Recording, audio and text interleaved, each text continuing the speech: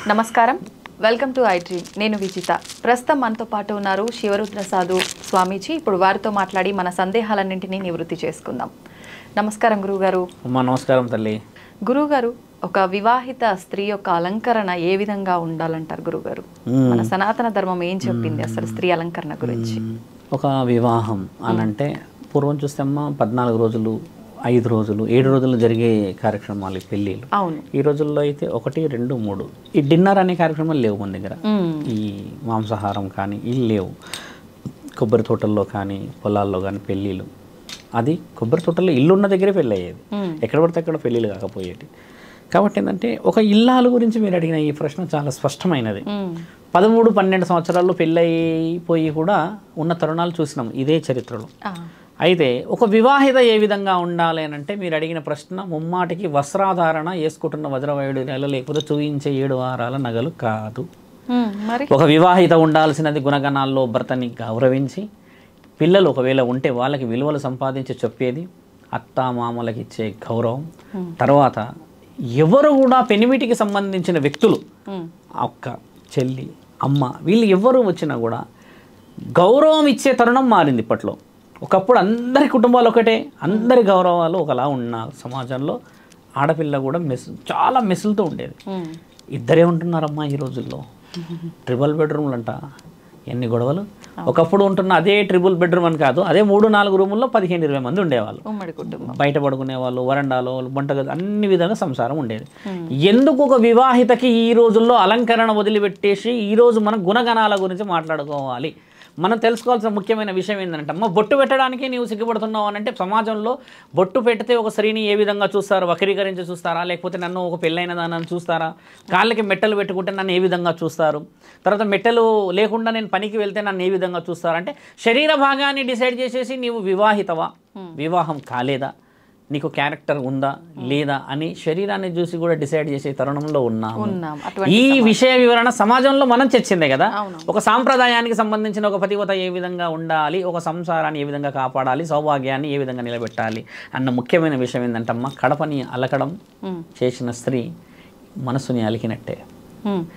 ఏదైతే చీపురు కట్టబట్టి ఇల్లంతా వాకిలంతా ఊకుతారు కదా, ఊకిన స్త్రీ ఇంటికి పట్టిన దరిద్రాన్ని తరిమి కొట్టినట్టే.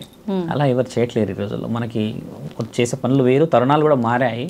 ఒక స్త్రీకి ఓపిక ఎందుకు లేదు ఈ రోజుల్లో? బాగా బాగా ఆలోచించి క్షణిక నిర్ణయాలు. ఏం జరుగుతుందో తెలుసా అమ్మ? ఇక్కడ మీరు అడిగిన ఒక స్త్రీ ఏ విధంగా ఉండాలి అని అంటే నోరు జారకుంటూ ఉండాలి ఈ రోజుల్లో. ముఖ్యంగా ఒకప్పుడు నోరు జారినా కూడా అమ్మ దాన్ని అందుకొని సరిదిద్దే తరుణాలు కనబడేటి.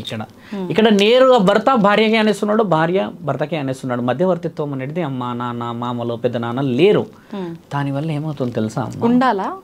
ఖచ్చితంగా ఉమ్మడి కుటుంబంలో లేకుండా దూరంగా ఉంటున్న సమస్యలు, దూరంగా ఉంటున్న తరుణాలు ఎక్కువ ఉన్నాయి ఈ రోజుల్లో. ఒక అమ్మ నాన్న ఉండకపోతే అమ్మ నీ పర్యవేక్షణ ఎవరు చేస్తారు చెప్పు? ఇప్పుడు పెళ్ళయింది తల్లి, నీకు నానమ్మలు, అత్తమ్మలు ఉన్నారనుకుందాం. రేపటి రోజు నీకు పిల్లలు పుట్టారు, సరే నీకు పిల్లలే పుట్టలేరు. మీ ఇద్దరి మధ్యలోనన్నా ఏదైనా వ్యత్యాసాలు, లేకపోతే ఏదైనా చెడు, ఏదో మంచో, కనీసం నీతో బాగున్నావమ్మా, ఉన్నావమ్మా అని చెప్పి పక్కన ఒక వ్యక్తి ఉండడం ధైర్యమా కాదా? ధైర్యమే. కానీ ఇద్దరి మధ్యలో మూడో వ్యక్తి వచ్చినప్పుడు గొడవలు ఎక్కువ ఎలా అవుతాయి? మూడో వ్యక్తి వచ్చినప్పుడు అంటే ప్రైవసీ చూసుకున్నప్పుడు గొడవలు అవుతాయి, కానీ నువ్వు కుటుంబంలో కూర్చున్నప్పుడు గొడవలు కావు. ఎలా అవుతున్నాయి? ఆధునికత ప్రపంచంలో అమ్మ విద్యుత్ లేదు, ఒకప్పుడు ఇంతటి రవాణా సౌకర్యం లేదు, అసలు వెలిగే లేదు. ఒక ఊరు దాటితే ఇంకొక ఊరు దాటాలంటే ఉదయమే దాటాలి, లేదంటే పూటకుల్ల ఇల్లు అని ఆ సమయానికి అమ్మ మేము పలానా ఊరు నుంచి వచ్చామని అన్నాలు భోజనాలు పెడితే తినేసి నెక్స్ట్ డే లేసి వెళ్ళేవాళ్ళు. అది వాస్తవం కదా. మరి అలాంటి 25-30 మంది ఉంటున్న కుటుంబంలో లేని వ్యత్యాసాలు ఒక్క స్త్రీ, ఒక పురుషుడు ఎక్కువ అయితే ఇంట్లో ఎలా అవుతుంది? ఇన్సెక్యూరిటీ ఫీల్ అవుతున్నారు. వై? భార్యాభర్తలకి మధ్యలో ఆ సెక్యూరిటీ అనేది ఎందుకు వచ్చింది తెలుసా అమ్మ? ఈవిడకి తెలియకుండా ఒక ఫైనాన్స్ డిస్కషను ఈయన చేయడం, ఈయనకి తెలియకుండా ఈమె చేయడం, సంథింగ్ ఏదో జరిగే ఎక్కువ శాతంగా జరుగుతున్నాయనే తరుణాలు. మళ్ళీ ఇంకోటి ఏంటంటే ఓపెన్నెస్ లేదు. ఓపెన్నెస్ లేకపోవడం వల్ల నా లైఫ్ నాది, నీ లైఫ్ నీది, నువ్వెంత చదివావు నేనంతే చదివాను, ఇవన్నీ విషయాలు వచ్చాయి కదా. ఈ రోజుల్లో ఒక భర్త ఒక భార్య దగ్గర ఉండాల్సింది, ఒక భర్త ఒక భార్య దగ్గర పెట్టుకోవాల్సిన విషయాలు ఏం తెలుసమ్మా? గోప్యత. నీ భర్త గురించి, నీ భార్య గురించి నువ్వు ఊరంతా చెప్తే నేను ఎంత అసలు చాలా తక్కువ చేస్తారు తల్లి. నీ ఇంట్లోనే శత్రువులు ఉన్నారు నీ దగ్గర. ఇప్పుడు చూడమ్మా, భార్య ఎన్ని బరువులు మోస్తుందమ్మా, కడుపు మోసింది, 9 నెలలు గంటది, నరకంలో నుంచి బయటకు వచ్చేసి ఒక బిడ్డనిస్తే అలా ఎలా 3 నెలలకు వదిలేస్తావమ్మా ఆ బిడ్డ నీతో పాటు తల్లిని? ఏ సమాజంలో ఉన్నావమ్మా? ఆ భర్త ఎక్కడ పోవాలి, ఆ పెట్టెలు ఎక్కడ పోవాలి? ఆ తల్లి ఆ బిడ్డల్ని పట్టుకొని అల్లుడు వస్తాడని ఏదో చిన్న మాట అయిపోయిందని గొడవ అయిందని ఎదురు చూస్తున్న ఈ తరుణంలో ఒక భర్త భార్య దగ్గర ఏముండాలని నేర్పించాలమ్మా. ఒకసారి కొంచెం డీప్గా పోతే 3 నెలల ఆ బిడ్డ పుట్టిందని చూడకుండా రాని మగవాళ్ళు ఉన్నారు ఈ లోకంలో. మరి ఒక భార్య ఎంత అని ఏ విధంగానని నీతో కాంప్రమైజ్ అవుతూ ఉంటే, మా అమ్మ మాట వింటా, మా అక్క మాట వింటా, మా చెల్లి మాట వింటా అంట, వాళ్ళ మాటలే వింటా అంటే పెళ్ళి ఎందుకు చేసుకున్నావు అంట? మరి నిన్ను నమ్మొచ్చిన దాని గొంతెలాగ వస్తావు? సరే ఒక మాట అన్నారేమో మీ వాళ్ళు, స్ట్రేట్ అవే పోయి నువ్వు కోర్టుకి పేపర్ ఇప్పించేంత స్థితిగతులు అవసరమా తల్లి? ఒక బ్రహ్మలోకం పెళ్ళంటే, దాంట్లో బ్రహ్మాండ లోకం పిల్లలుంటే, స్వర్గలోకం అంటే సంసారం. ఇన్ని లోకాలను వదిలిపెట్టేసి నరకలోకంలో కూర్చున్నావే, నీవేం మొగడివి? అతన్ని విలువలు వదిలిపెట్టేసేసి ఒక మాట అనుకుంటా ఉండకుండా ఉండే నువ్వు ఎలాంటి ఆడదానివి? ఏం మాట్లాడాలి? ఇద్దరూ తగ్గకపోతే అభం శుభం తెలియని ఆ కుటుంబం, ఆ 3 నెలల పసిపాప ఏం విలువ సంపాదించి పెట్టింది? అదే చూడమ్మా సమాజం చేసిన తప్పు.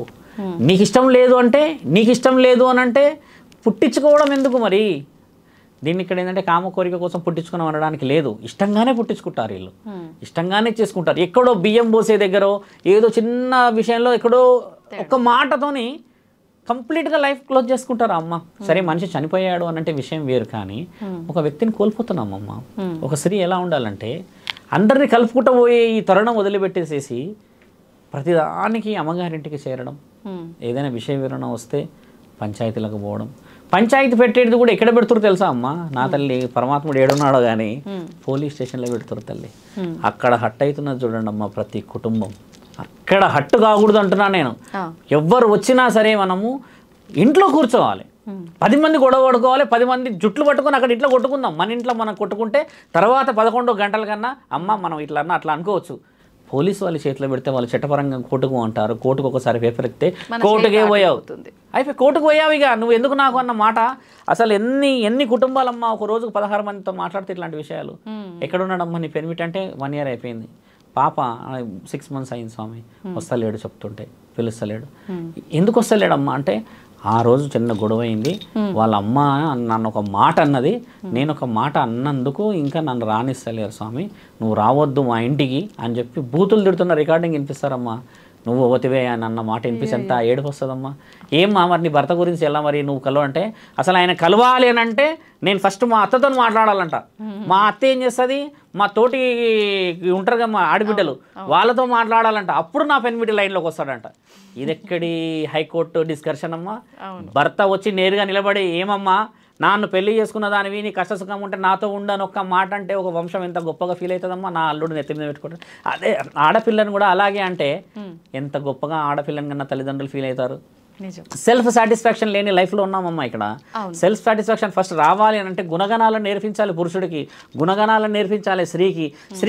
చూడమ్మా స్త్రీ విషయంలో మనం ఎక్కువ ఎందుకు మాట్లాడుకోవాలంటే అమ్మా, ఎంత లేదన్నా కూడా ఆ కోమలత్వం స్త్రీ చేతుల్లో ఉంటుంది. ఎంత గరుటుదైనా, ఎంత మీరన్న గయ్యాలి గంపలైనా సరే, మొరటదనం అనేది ఉన్నా కూడా ఆ కోమలత్వం, ఆ ప్రేమ ఉంటుంది స్త్రీది. దాన్ని పురుషుడు అవకాశంలాగా వాడొద్దు అంటున్నాను నేను. ఒకసారి నీ కోసం ఒక బిడ్డని అన్నది అని అంటే నీవు ఆ అమ్మాయితో ఉన్న ఆ క్షణంలో ఒక స్వర్గాన్ని ఊహించుకుండొచ్చు కదా. అలా ఇలా నరకం వేసేస్తావు ఒక రాయితో. బిడ్డను చూడనిగరాని పురుషులు ఎందుకమ్మా ఈ లోకంలో ఉన్నది? మరి నిజమైన న్యాయం జరగాల్సింది ఆ విషయం చూడు. నిజంగా జరగాల్సిన పంచాయతీ అక్కడ చూడమ్మా. నీకు నీ భార్య మీద కోపం ఉందో, లేకపోతే నీ భార్యను ఎవడో ఏదో అన్నారో, లేకపోతే నిన్నన్నారంటే అభం శుభం తెలియని పిల్లలు ఏమన్నారమ్మా? కంటి చూపుకి నాన్న కనబడా? చూడ ఇంత పెద్దగా అయినామమ్మా, నువ్వు ఇంత పెద్దగా అయినావు. నాన్న అన్న మాట వారానికి ఒకసారో లేకపోతే ఎప్పుడో ఒకసారి గుర్తుకొస్తే ఎంత బాధ అవుతుంది, దగ్గరలో లేమని. నాన్న అన్న పిలుపుకే దూరమైన పిల్లలు భగవంతుడు చూడనంటారా? ఎలాంటి శిక్షలు వేస్తుండొచ్చు నా తండ్రి పరమాత్ముడు, ఆయన వేసే శిక్షలు ఎలా ఉండవచ్చు మరి? అందుకే కదా కలియుగం మునుగుతుంది. ఒక ఆడపిల్లకి ఓపిక లేదు ఇక్కడ, ఒక మగవాడికి అసలే లేదు ఓపిక. తాగిన మైకంలో మొగాడైపోతున్నాడు. ఆడదాని దగ్గర మొగోడిలాగా ఉండి ఇల్లు సౌమ్యం ఒక 3 మల్లెపూలు తెస్తే చాలంటదా ఆడది? ఒక మాట ఆలోచించమ్మా, అంతే కదా. అంత దానికి నువ్వు మనం అంత తప్పు వాళ్ళ బామ్మరుదులు వచ్చి వీళ్ళ బావలు వచ్చి మమ్మల్ని ఇబ్బంది పెట్టారు అని అంటే దానికి ముందు వాళ్ళ బిడ్డని ఇబ్బంది పెట్టలేవను. మొన్న ఒక విషయం జరిగిందని చెప్తున్నా, ఒక పోలీస్ ఆఫీసర్ పిల్లల విషయంలో జరిగింది. Okay okay. ఇంటికి పంపించారు గర్భవతి అయిందని, తీసుకెళ్తలేడని. ఇంటికి వెళ్తే వాళ్ళ అమ్మ అన్నదంట ఆ అమ్మాయి వాళ్ళ నాన్న ఒక 5-6 మంది నేర్చుకొని వచ్చిండు మీదికి అని అంటే, ఎందుకు వచ్చిండు అన్న మాట కూడా వినకుండా ఆ అల్లుడు వచ్చి అందరిని కొట్టేసిండు. మామను కూడా కొట్టేశాడు.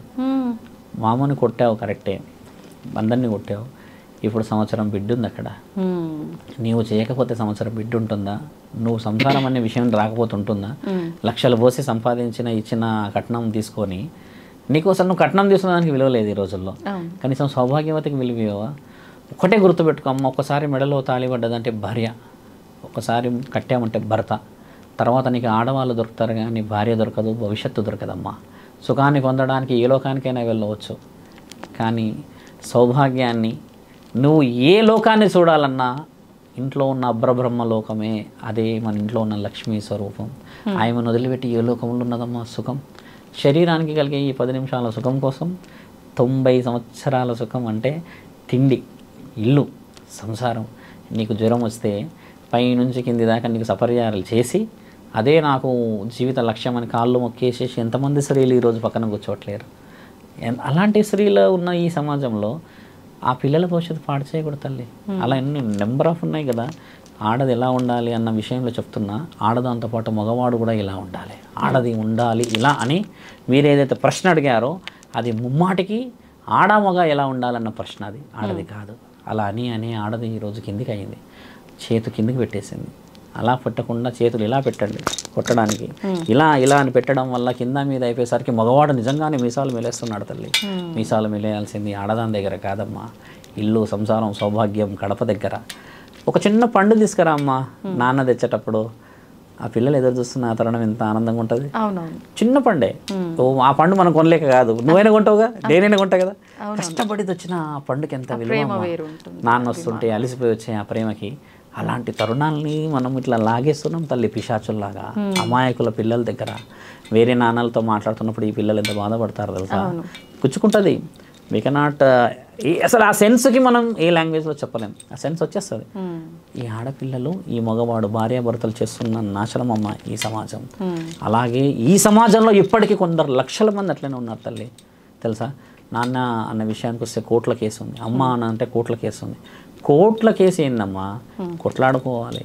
కోట్ల కేసు ఉండేసరికి ఏమైందంటే ఈయన దగ్గరకు వస్తే పోలీసు వాళ్ళు వస్తారు, ఆయన దగ్గరకు పోతే పోలీసు వాళ్ళు వస్తారు. పోలీసు వాళ్ళు ఏం చేస్తారు, వాళ్ళ డ్యూటీ కదా. సౌభాగ్యం కాపాడుకోవడానికి కావాల్సింది మనస్సాక్షి తల్లి. నేను అన్నది ముమ్మటికి మీకు అర్థమైంది అనుకుంటున్నా. ఇక్కడ స్త్రీ పురుషులు కాదు, సౌభాగ్యం అనేది ఇద్దరు కట్టుకుంటే జరిగింది కదా. ఇద్దరి అండర్స్టాండింగ్ బట్టే ఉంటుంది.